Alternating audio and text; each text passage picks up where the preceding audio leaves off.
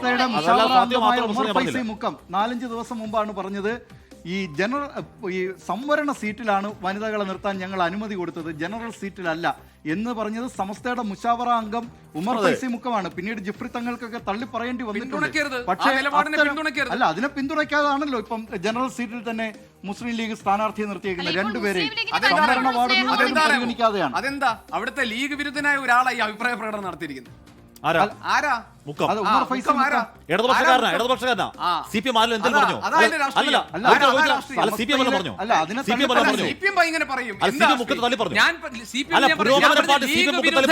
ഞാൻ പറഞ്ഞ നിങ്ങൾ സമസ്ത പുരോഗമന പാർട്ടി CPM മുഖത്ത് തള്ളി പറഞ്ഞോ? അല്ല, ഞാൻ പറഞ്ഞത് എന്താ? അല്ല, അതില്ല, അത് വേറെ രാഷ്ട്രീയം.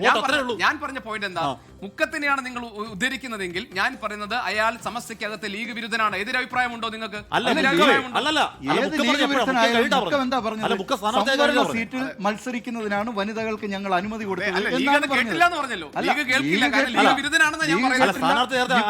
സമസ്തയുടെ നേതൃത്വവും കേട്ടില്ല. ഇല്ല, സ്ഥാനാർത്ഥി നേരത്തെ മുക്കം പറഞ്ഞു സ്ഥാനാർത്ഥിയല്ലോ. സമസ്തയുടെ നേതൃത്വം കേൾക്കില്ല. ഈ മുക്കം ഇടതുപക്ഷ ആളാണ്, മുക്കം LDF ചോട് നിൽക്കുന്ന ആളാണ്. അയാൾ പറഞ്ഞ അങ്ങേറ്റ സ്ത്രീ വിരുദ്ധത്തിൽ ആദ്യം പ്രതിനിധി CPM.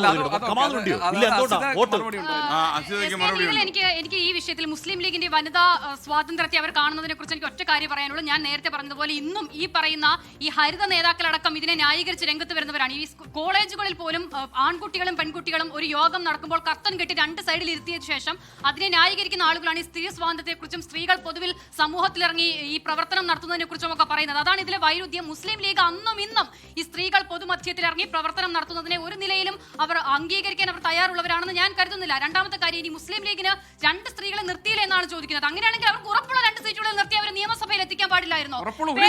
അതെ, ഒരിടത്തെങ്കിലും പേരാമ്പ്രയിലാണ് നിർത്തിയിരിക്കുന്നത്. പേരാമ്പ്രയിൽ അവിടെ ഫാത്തിമ തൈലിയ എന്തോളം ഉണ്ടാക്കുന്നു അറിയില്ല. ഫാത്തിമ തൈലിക്ക് പോലും CPM സ്ഥാനാർത്ഥികളെ കുറിച്ചൊക്കെ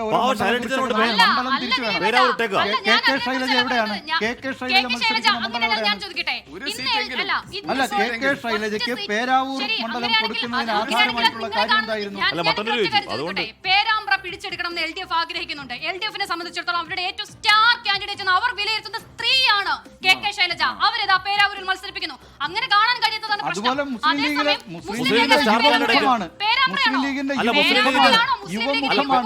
ഞാൻ ചോദിക്കുന്നത് ദിലീപേട്ട, നിയമസഭയിൽ ഒരു സ്ത്രീയെ എത്തിക്കണമെന്ന നിശ്ചയദാർഢ്യം മുസ്ലിം ലീഗ് ഉണ്ടെങ്കിൽ 2 സീറ്റിൽ 1 ഷുവർ സീറ്റിൽ കൊടുക്കാമായിരുന്നു മുസ്ലിം ലീഗിന്. സീറ്റുകളിൽ നല്ല മത്സരം കാഴ്ചവെക്കാൻ കഴിയുന്ന സ്ഥാനാർത്ഥികളെയാണ് അവർ നിർത്തിയിരിക്കുന്നത്. അവർ അക്കാര്യം നേതൃത്വം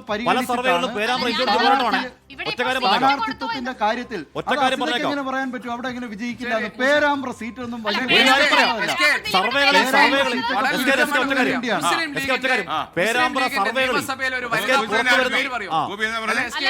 ലീഗിന്റെ നിയമസഭയിൽ ഒരു വനിതാ പ്രതിനിധിയുടെ പേര് പറയും. നമ്മൾ ഇത്രയും ചർച്ച ചെയ്തല്ലോ. അങ്ങനെയാണ് ഗോപികൃഷ്ണൻ പറഞ്ഞ ഉറച്ച സീറ്റല്ലേ കഴിഞ്ഞ തവണ കൊടുത്തത്. കഴിഞ്ഞ തവണ നൂർബിന റഷീദിന് കൊടുത്ത് മുസ്ലിം ലീഗിന്റെ നേരത്തെ 2 അതൊരു ഉറച്ച സീറ്റല്ലേ? ഗോപികൃഷ്ണൻ അങ്ങനെ ചോദിച്ചതുകൊണ്ട് ഏറ്റവും ഉറപ്പുള്ള മുസ്ലിം ലീഗിന് ഉറപ്പുണ്ട് എന്ന് കരുതുന്ന സീറ്റുകളിലൊന്നാണല്ലോ കഴിഞ്ഞ തവണ കൊടുത്തത്.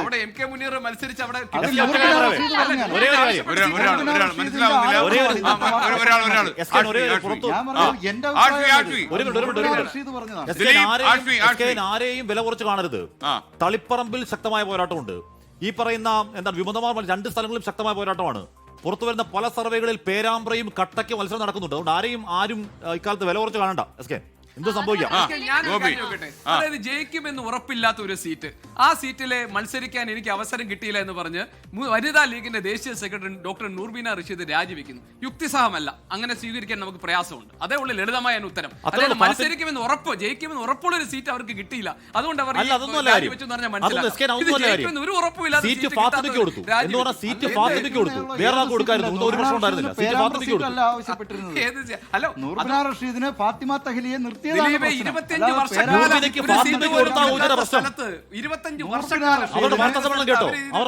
കേട്ടോ ഫാത്തിമയ്ക്കെതിരെ എന്തൊക്കെയാണ് പറയുന്നത്? അവരുടെ പ്രശ്നം നൂർബിന റഷീദിന് സ്ത്രീകൾ മുന്നോട്ട് വരണം എന്നാണ് ആഗ്രഹമെങ്കിൽ എന്തിനാണ് ഫാത്തിമ സ്ഥാനാർത്ഥിയെ അതെ, അവര് എതിരെ സ്ഥാനാർത്ഥി ഒരു എതിർക്കേണ്ട കാര്യമില്ല. വനിതാ സ്ത്രീകൾ ലീഗ് വരണമെന്നല്ല ആ. സ്ഥാനാർത്ഥി നിർണയത്തിൽ ഒരു ആലോചനയും വനിതാ ലീഗുമായി നടത്തിയില്ല എന്നാണ് അല്ല അത് അവരെവിടെയാ ചർച്ച ചെയ്യേണ്ടത്? SK ഗോപി ഒരു ഉത്തരവാദപ്പെട്ട പാർട്ടി പ്രവർത്തകയാണെങ്കിൽ ഈ കാര്യം അത് എവിടെ ചർച്ച ചെയ്യണം? അവര് ലീഗിൽ ചർച്ച ചെയ്യണം. അത് ശരിയാണ്. അത് മാത്രമല്ല, അത് കുഞ്ഞാലിക്കുട്ടിയോട് ചോദിക്കുന്നുണ്ട്, അല്ല, ഫാത്തിമ ചർച്ച ചെയ്തു. സ്ഥാനാർത്ഥിയാവോ? SK. അല്ല, ഗോപിച്ചറ അല്ല, അത് വളരെ വ്യക്തിപരമായി ഫാത്തിമ പോയി സ്ഥാനാർത്ഥിയാവോ ചോദിക്കുന്നുണ്ട്. എന്തിനാ ചോദിക്കുന്നത്? സ്ഥാനാർത്ഥിയാവലെന്ന് ഉറപ്പിക്കാൻ. അപ്പൊ നേരത്തെ മുതലേ ഫാത്തിമ സ്ഥാനാർത്ഥിയാവാതെ ചരട് വലിക്കുന്ന നൂബിന സ്ഥാനാർത്ഥിയായപ്പോ കുരുപൊട്ടി രാജിവെച്ചു. അത്രേ ഉള്ളൂ, സിമ്പിൾ. അല്ല അങ്ങനെയാണെങ്കിൽ അത്രേ അപ്പൊ തന്നെ ഉള്ളൂ. മറുപടി പറയാമല്ലോ, സ്ഥാനാർത്ഥിയാകുന്നു. എന്തിനാ സ്ഥാനാർത്ഥി ആകില്ല എന്ന് പറഞ്ഞത്? അത് കുഞ്ഞാലിക്കുട്ടി ഇഷ്ടം. അതാ പാർട്ടിയുടെ ഇഷ്ടം. അതെങ്ങനെ ഒരു പാർട്ടിയുടെ ഇഷ്ടമാണ്. അല്ല അപ്പൊ ഉണ്ടല്ലോ ഈ മാത്രമല്ല, കുഞ്ഞാലിക്കുട്ടിയല്ലല്ലോ ഗോപി ആ അവസാനത്തെ സമയത്ത് വാക്ക്. പി കെ കുഞ്ഞാലിക്കുട്ടി കുഞ്ഞാലിക്കുട്ടിയല്ലല്ലോ അവസാനത്തെ വാക്ക്. അല്ല, ഗോപി, അല്ല. പാണക്കാട് സാദിഖ് അലി ശിഹാബ് തങ്ങളല്ലേ അതിന് മറുപടി പറയേണ്ടത്? അതെ. അല്ല ദിലീപ്, ചിലപ്പോഴേ പി കെ കുഞ്ഞാലിക്കുട്ടി അത് പറയുന്ന ആ സമയത്ത് ചിലപ്പോൾ അവർ സ്ഥാനാർത്ഥി അല്ലാതായിരിക്കും.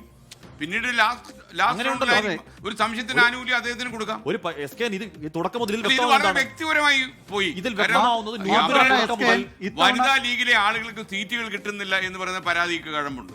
ലീഗിൽ സ്ത്രീകൾ മുന്നോട്ട് വരുന്നില്ല എന്ന് പറയുന്നതിനും കഴമ്പുണ്ട്.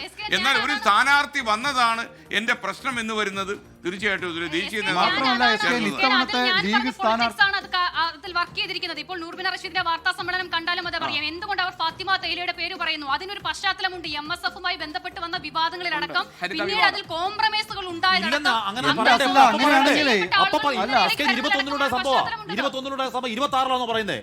അത് കോർപ്പറേഷൻ അതൊന്നും പറയാമായിരുന്നു. പ്രശ്നം ഓക്കെ. ഫാത്തിമയാണ്. നമുക്ക് എന്തായാലും പാണക്കാട് സാദിഖ് അലി ശിഹാബ് തങ്ങൾ ഈ കാര്യത്തിൽ ഒരു നിലപാട് പറയും എന്നാണ് നമ്മുടെ വിശ്വാസം.